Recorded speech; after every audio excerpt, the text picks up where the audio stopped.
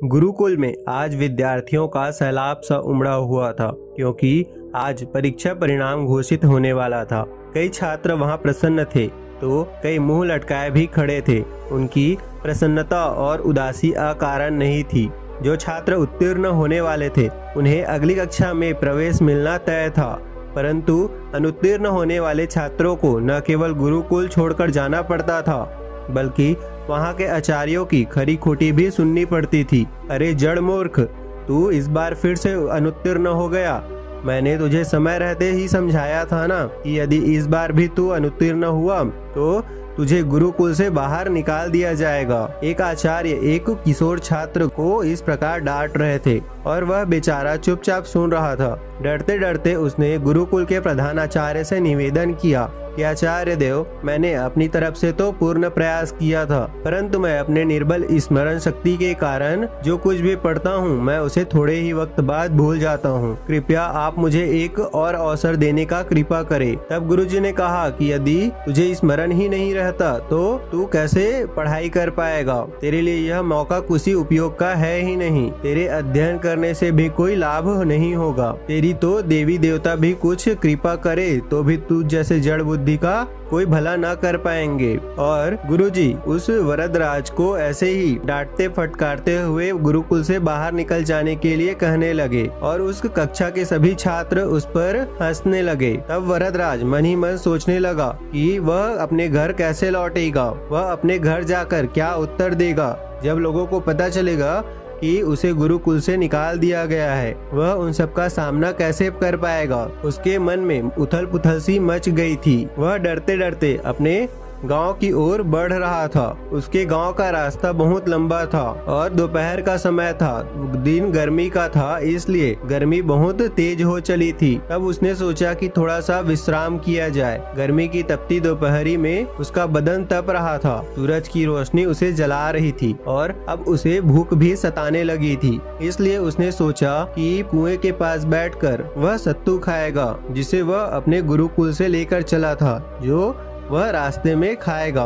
वहाँ पास कुएं में कई लोग प्यासे रुके हुए थे जो पानी पीने का इंतजार कर रहे थे। वहाँ पर डेंगची के सहारे लोग बार बार कुएं से पानी निकालते जा रहे थे और अपनी प्यास बुझा रहे थे। तब उस विद्यार्थी ने देखा कि डेंगची का रस्सी पत्थर पर घिसते घिसते उस पत्थर पर रस्सी का निशान पड़ गया था। और तभी अचानक वरदराज के मन में एक विचार आया। वह सोचने लगा कि यदि जूट की रस्सी से इस कठोर पत्थर पर निशान पड़ जा रहा है, जब यह इतना कठोर पत्थर एक सामान्य सी रस्सी से घिस जा रहा है, तब अगर वह परिश्रम करे तो उसे सफलता जरूर मिलेगी। उसका दिमाग इस पत्थर से ज्यादा कठोर तो नहीं है ना। तब वह उठ खड़ा हुआ और उसने तुरंत ही निश्चय किया कि वह फिर से गुरुकुल लौट जाएगा और मन लगाकर अध्ययन करेगा। वह अपने घर के समीप आ गया था, परंतु घर ना जाकर वापस वह गुरुकुल के लिए लौट आया। तब उसे गुरुकुल में देखकर वहाँ के लोग आश्चर्यचकित हो गए। आचार्य सोचने लगा कि यह कैसे फिर वापस आ गया है। तब वह अपने प्रधान आचार्य के पास गया और उससे वह अनुनय विनय करने लगा, प्रार्थना करने लगा। तब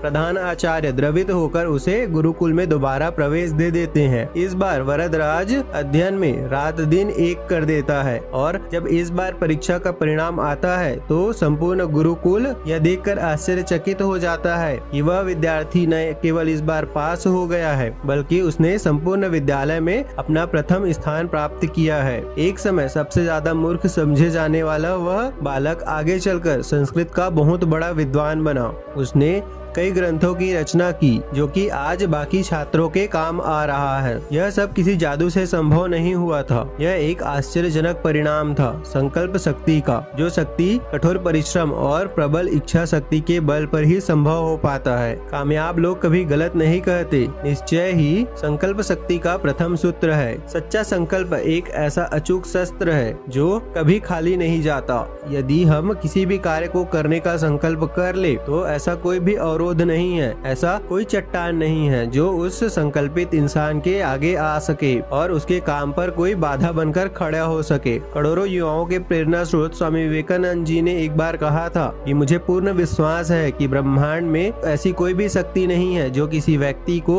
उस चीज को हासिल करने से रोक सकती हो जिसका वह वास्तव में हकदार है। यदि अपने मन की पूर्ण क्षमता को वह जागृत कर ले तो हर चीज पाई जा सकती है। पहाड़ों को भी खाक में मिलाया जा सकता है। संकल्प शक्ति किसी भी चीज से ज्यादा शक्तिशाली है। प्रबल इच्छा शक्ति के सामने हर चीज को कभी न कभी झुकना जरूर पड़ता है, क्योंकि वह सीधे भगवान से आती है। एक शुद्ध और शक्तिशाली संकल्प सर्वशक्तिमान है।